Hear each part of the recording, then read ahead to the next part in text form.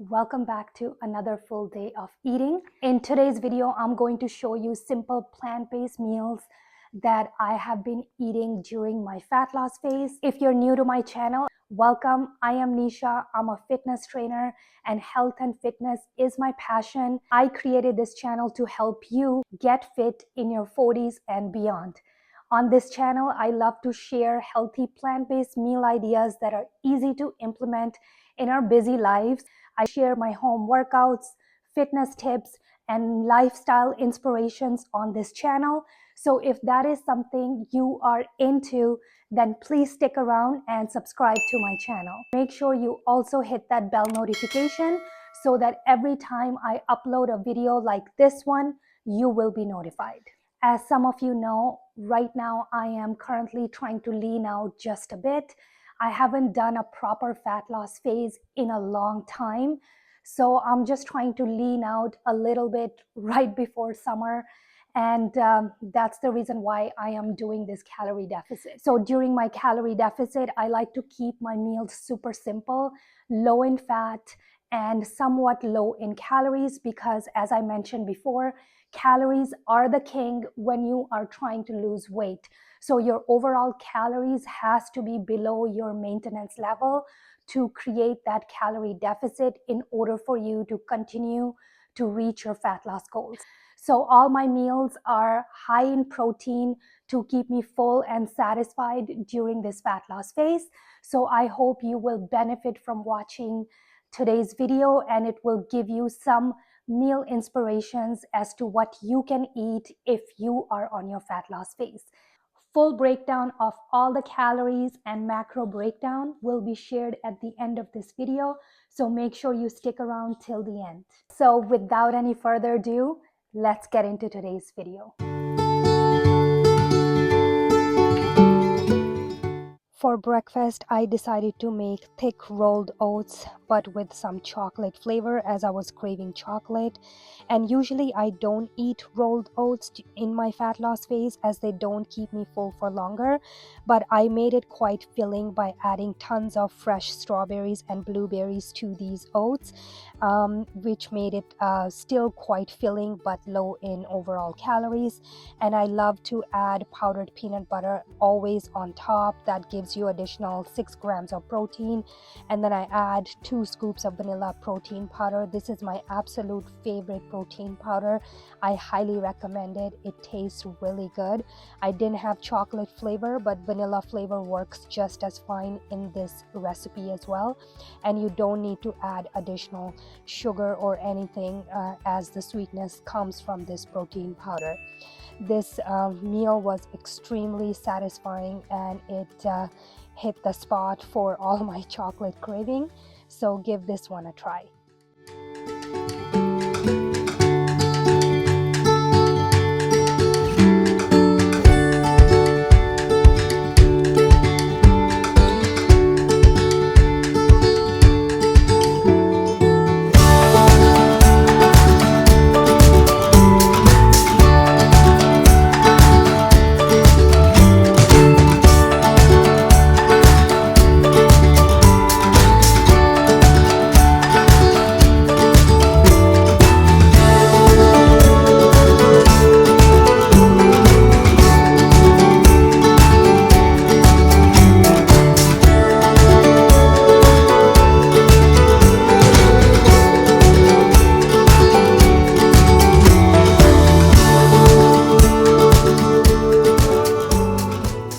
Right after I had my breakfast, I put these rice to cook on stovetop as they take quite a long time to cook, almost about 45 minutes on low to medium heat.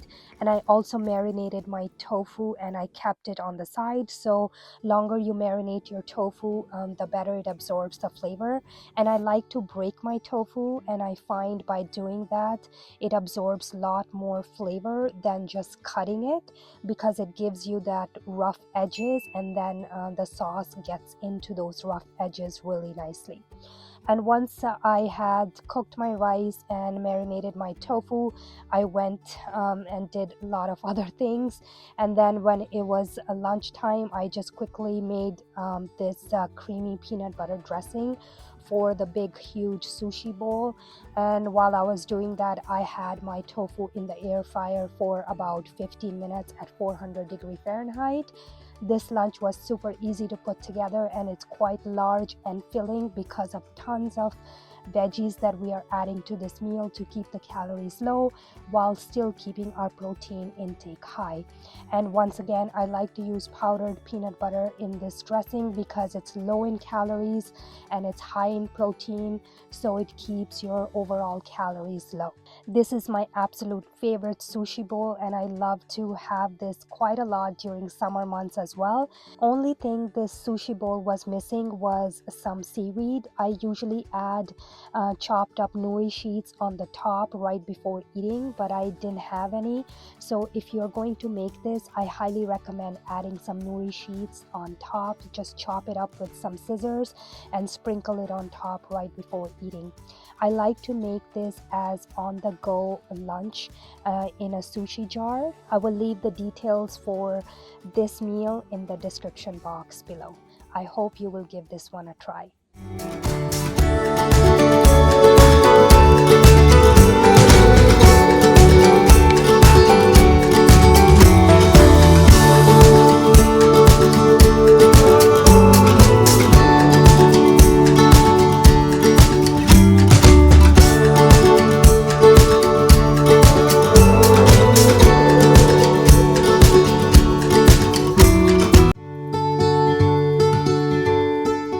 We can't forget about dessert. I'm always experimenting in the kitchen with my Ninja Creamy, and if you are like me and you love pineapple, you're going to love this ice cream. It's only 4 ingredients, which is silken tofu, frozen pineapple, a tablespoon of keto vanilla pudding, and a little bit of maple syrup, and you refrigerate this overnight and spin it the next day. It's absolutely delicious. If you like, you can add some chopped up pineapple on top as your add-on, or whatever else your heart desires. This ice cream was absolutely delicious. I highly recommend it. If you don't have Ninja Creamy, you can just freeze this for about 2 hours and then eat it. It still tastes amazing. I have done that few times. It's so good. For dinner, I made these stuffed Mexican peppers with same mixture that I use for my vegan crunch wrap. I will leave that recipe in the description box below. It's linked to my website. It's exactly the same mixture, but instead of using it on a wrap and using high-calorie condiments in that wrap, I skipped all that and I used big, large bell pepper instead. And only difference is I just added a little bit of wild rice in here, maybe just about 100 grams, just because I had it cooked and I thought that it would add some more variety. And instead of using chopped red bell pepper as per the original recipe, I replaced that with some cherry tomatoes. And we are not using cashew-based sour cream or vegan cheese in this recipe to keep our calories low. Instead, I made this low-calorie sauce made out of coconut yogurt. I recently cannot find oat-based good quality yogurt in Canada, so if you can get hold of oat-based yogurt, use that instead. It's much lower in calories and it's higher in protein. I couldn't find it, so I'm using coconut-based yogurt. But if you don't want to make a yogurt sauce, it's not necessary. These still turn out pretty tasty without the sauce. Instead of using the yogurt-based sauce, you can use salsa, which is much lower in calories, and you don't have to prep anything. You can just add some salsa on top and bit of avocados, and you can add your favorite hot sauce, and that would taste just as good. I usually do that as well. But overall, this meal was really filling and satisfying, and it was really tasty. It's simple, it doesn't take much effort to make because I like to use my air fryer to speed things up. If you don't have an air fryer, you can just use your oven to do the baking for about 15 to 20 minutes, and then this meal will be ready. All the meals that I've shared here today, they can be used as your meal prep items as well. So feel free to adjust the quantity and make a larger batch so that you don't have to do much cooking throughout the week.